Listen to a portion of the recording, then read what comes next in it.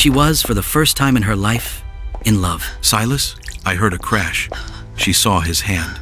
You're bleeding. Are you okay? She rushed to him, her heart full of a feeling she mistook for safety. But she followed his eyes. She saw the screen. Her smile vanished. She saw her own face. Then, she saw the photo of her adoptive parents. Why? Why do you have my picture? Her voice was a whisper, a sick, dawning dread rising in her throat. What is this? Silas? He turned to her. The Mafia boss was gone. He was just a lost boy, choking on the air, unable to breathe. You know them? You know who I am? He could only say one word, a name he hadn't spoken in 10 years, a name that ripped itself from his soul. Mara? It wasn't a question. It was an accusation. Amara's legs gave out. She didn't faint. She simply dropped, her body folding to the floor. It was a nickname only her brother had ever used. She looked at him, really looked at him, past the scars, the cold eyes, the expensive suit, her gaze fixed on a tiny faded scar just above his left eye. You pushed me. On the blue bike. The realization hit them both at the same instant. It wasn't an aha moment. It was a car crash. The romance wasn't a romance. It was a monstrous, impossible, unforgivable truth. Amara, I didn't. But she was scrambling backward, tears of pure terror and shame streaming down her face. No, what did we do? What did we do? This was the moment the world ended. The moment a love story became a nightmare. But this isn't where their story began. To understand the betrayal, you have to understand the lie. It all started 1 month earlier. This was Amara, or at least, the girl she pretended to be. She was a ghost, a maid in the house of the people who were supposed to be her parents. Amara, thin and wearing worn-out clothes, brought a plate to her adoptive father. He slapped it from her hand. It's cold, you stupid girl. Make it again. And don't burn it this time, her adoptive mother added, not looking up from the TV. Amara kept her eyes on the floor. Her voice was a whisper. She was obedient. She was broken. Yes, sir. She was a good girl. She was submissive. That was her mask. It was the only way to survive. But survival isn't the same as living. That night, alone in her cold little room, Amara pulled a small, worn photograph from a slit in her mattress. It was a photo of 2 smiling children. A little girl and an older boy with his arm wrapped tightly around her. She traced the boy's face. This was the real Amara. I'm still here, Marcus, she whispered to the photo. I'm waiting. I'll find you. She wasn't a victim. She was a fighter. She was just waiting for one chance to escape. Her chance came, but it didn't look like an escape. It looked like a cage. Her adoptive father was sweating. 2 large men in dark suits were in his living room. I don't have the money, I swear, he pleaded. Then a desperate, sick idea. But I have payment. The girl, my maid, she's a hard worker. She's quiet. She'll do whatever you say. Amara was brought out, her eyes on the floor. She was just a thing, a debt. She was brought to him. Silas, the man who owned the city, the man who, as of that moment, now owned her. She stood, trembling, in a vast, cold office that felt as big as a church. Silas had his back to her, his voice on the phone like cold steel. I don't care about his family. Burn it. I want it done.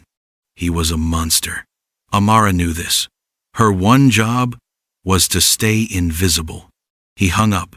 He turned, his eyes barely glancing at her. He hadn't recognized her. She, most certainly, had not recognized him. You know why you're here? Amara's voice was small, practiced, submissive. To work, to clean. And then, it happened. A sound. Silas froze. His head tilted, just a fraction. He heard her, really heard her. It wasn't just a voice, it was a memory. The sound of his mother's voice, the sound of home. It was the first human thing he had felt in 10 years. He was visibly shaken. He turned away quickly, hiding his face, his composure shattering for an instant. "Just," he said, his voice tight and gruff. "Stay out of my way." He didn't know why. He didn't know that the girl he just bought was the one person in the world he'd been dying to find. He thought he was just a monster, haunted by a girl's voice. She thought he was just her new master. Neither of them knew the truth. And in that dangerous, heavy silence, something terrible and beautiful began to grow. When you're that starved for kindness, how can you tell the difference between a protector and a ghost? He had told her to stay out of his way, but Silas couldn't stay away. He couldn't get her voice out of his head. It was a ghost. It sounded like home. He was a monster. He knew it.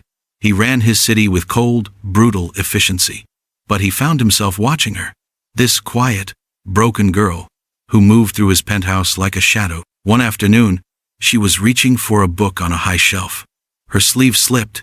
He saw the bruises, faded, yellow-purple marks that circled her arm, the mark of her parents. He said nothing. He didn't comfort her. He wasn't that man. But that night, after she was asleep, he made one phone call. "The couple who owed me," he said, his voice pure ice. "The house. Take it. Take everything. And make sure they never touch anyone again." The next day, Amara found beautiful, simple clothes folded on her bed. Not fancy, just warm and new. There was no note. She was terrified, and she was confused. This monster, he was protecting her. A week passed. The penthouse became less of a cage. Amara, feeling not safe, but safer, it began to hum. It was an old, half-remembered tune, a song she didn't even know she knew. Silas froze. He was in his office, the door open. He knew that song. It was his mother's lullaby. He stormed out, his face a mask of thunder. "Where did you learn that song?" Amara flinched, terrified she had done something wrong. I don't know," she stammered. I've always known it." He stared at her. He truly looked at her. And the monster inside him, the one he had fed for 10 years, went quiet. He saw her, not as a debt, not as a maid, but as a person. His voice was soft for the first time. "It's a nice song." That was it. Just a few words. But for Amara, who had been starved of kindness her entire life, it was everything. The line blurred. He wasn't her master. She wasn't his maid. He was just Silas. She was just Amara. He found himself talking to her. He hadn't really talked to anyone in 10 years. She found herself feeling safe. Safe with the most dangerous man in the city. One night, they stood on the balcony. The city lights like a carpet of fallen stars below. "No one has ever been gentle with me before," she said, her voice a whisper. "Why you?" He looked at the city, not at her. "I don't know," he said, his voice rough. "When I'm with you, I'm not." He couldn't say, "the monster." "I'm just not." He looked at her, and she looked back. It was built on a lie, on a debt, on violence, but the feeling was real. He kissed her, and she kissed him back. It was passionate and desperate, and for both of them, it felt like the first real thing that had ever happened. They were, in every sense, a couple. That kiss changed everything.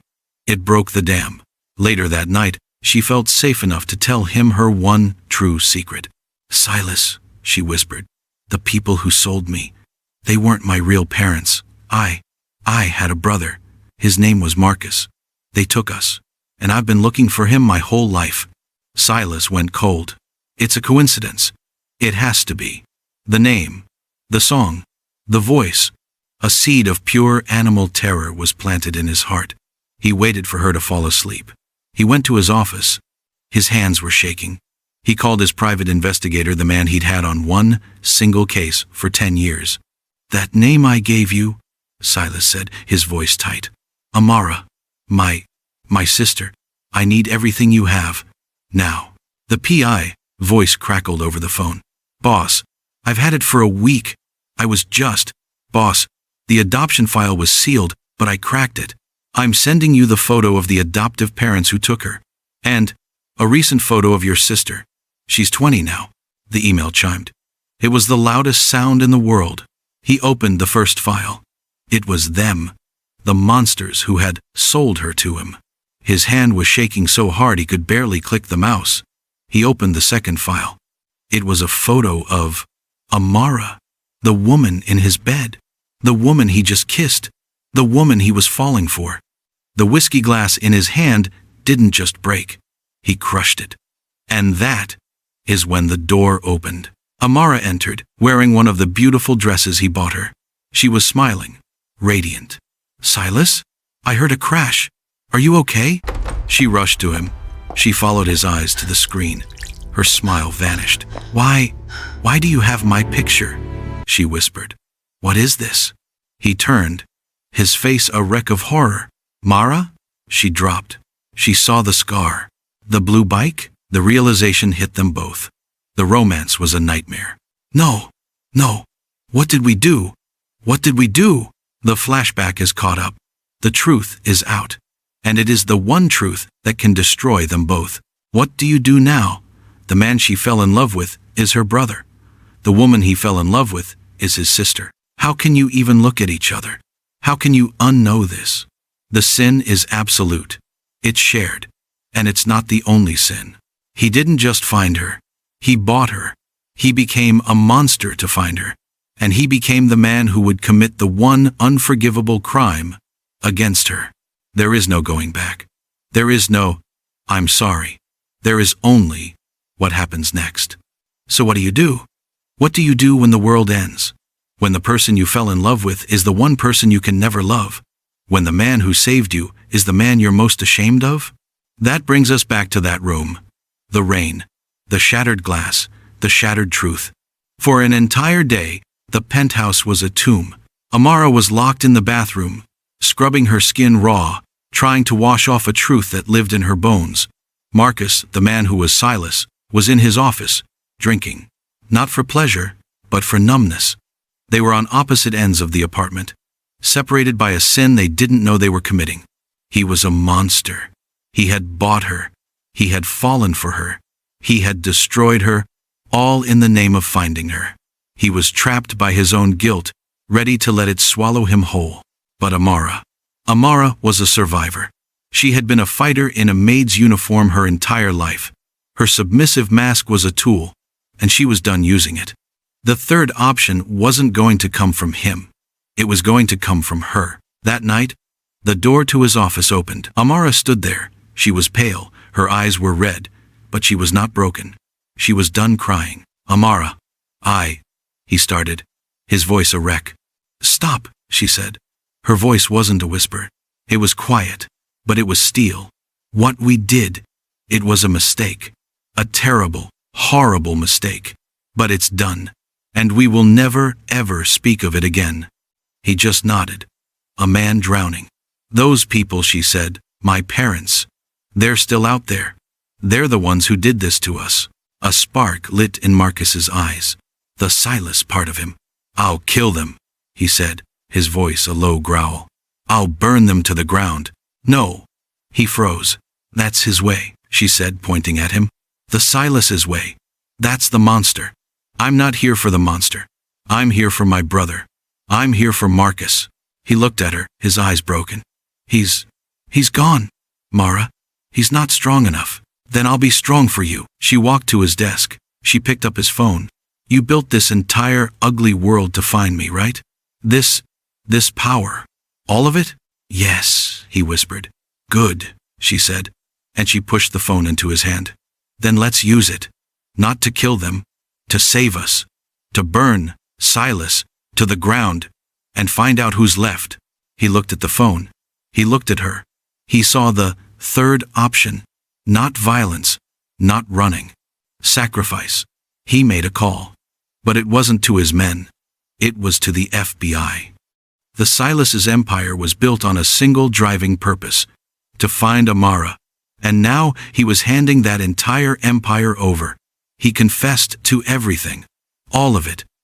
He gave them the keys to the entire network, in exchange for two things: protection for his sister, and the immediate arrest of her adoptive parents for human trafficking. It was the double resolution. In one move, Marcus destroyed Silas. He sacrificed the monster he had become, resolving the plot twist, to prove he was the Marcus she was looking for all along. And Amara. Her character twist was complete. She wasn't a maid. She wasn't a victim. She wasn't his lover. She was his savior. She had found her brother, and she had pulled his soul back from the brink. The denouement.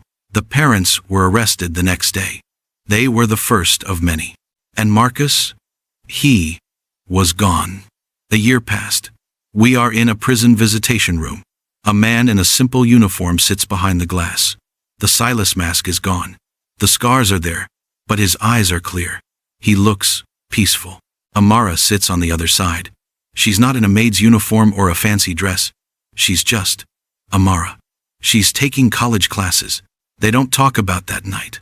They don't have to. It's buried. They're appealing the sentence, you know, she says, her hand on the glass. They won't win, Marcus says. He got 10 years for his testimony. They're small fish. I was the whale. He smiles. A real, genuine smile. You remember that blue bike? She laughs. A real laugh. You pushed me. You pushed me. And I scraped my knee. I told you I'd get you. And I did. Yeah, she says, her eyes soft. You did. She's waiting for him. In the end, their story wasn't a romance. It was a tragedy. But it was a love story. Love is a pure, powerful force. It's a river. It was the world that twisted its path, that tried to force it into a channel that was monstrous and wrong. But they fixed it. They broke the dam. True love isn't about passion. It's about sacrifice. It's about looking at the person you care about and being willing to burn down your entire world, even yourself, just to make sure they're safe. Have you ever had to choose? Not between right and wrong, but between what you want and what is right. Let me know in the comments.